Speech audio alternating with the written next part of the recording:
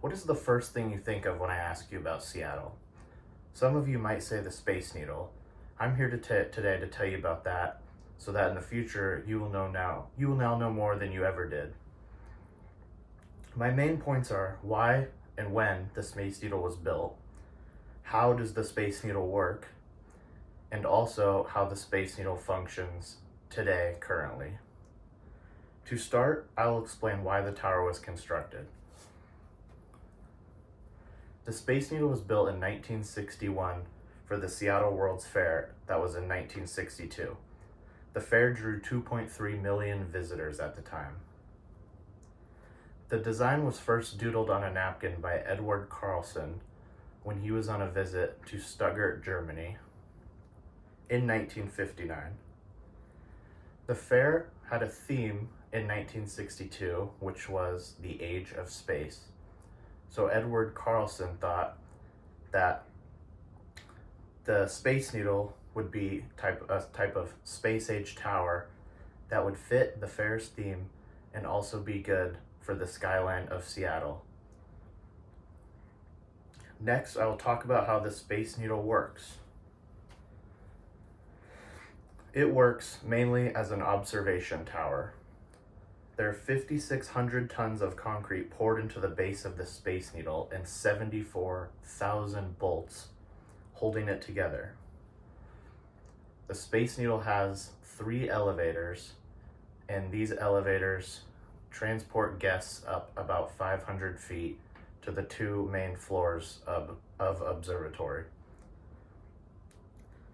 In one of the floors of the Space Needle, there's a 37-ton glass floor called the Loop, and it rotates about 360 degrees over the course of 45 minutes.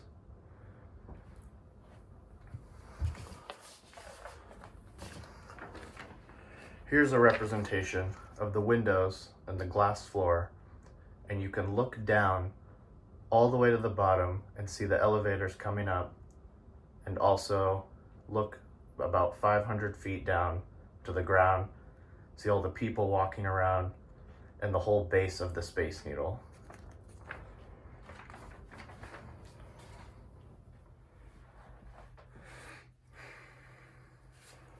The Space Needle today serves as a great observation deck for tourists. In 2018, they started what they called the Century Project, and it was open to guests as an outside observation deck surrounded by glass walls. It's basically the opposite of the Loop. The walls are glass, and there's also glass benches. This floor you cannot see below, but the walls are more at a diagonal type thing. That's how she's leaning on the wall, laying on it. So you can basically also look down from there as well. Both of these, the Loop and the Century Project walls that it made, they both take you around 360 degrees all around the Space Needle. They're great for viewing the whole city. You can see other towers and the Puget Sound and basically everything around it. You can see to Tacoma, and you can see Mount Rainier at a great view.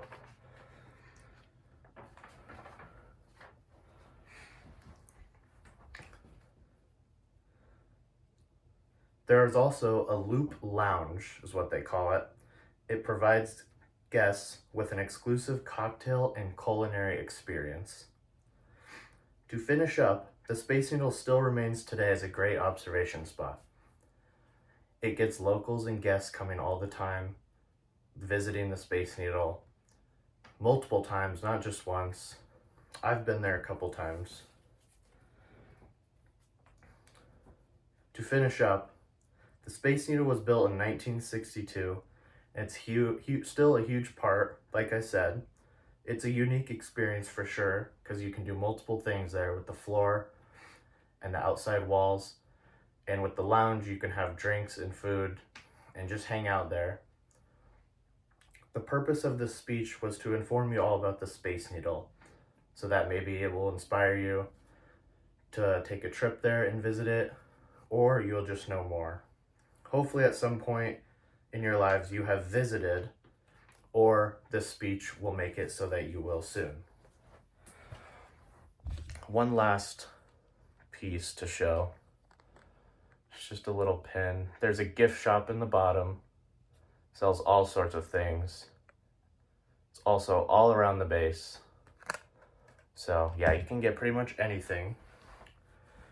Two of my sources included the Space Needle's official website at spaceneedle.com.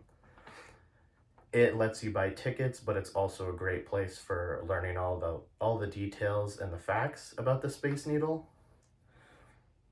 And my second source is Olsen Kundig, which gave details about the 2018 Sentry project. It talks all about the details of that and the walls and what they did. They also added safety measures and added more tons of safety around it so that it was safer than in 1960s when it opened up.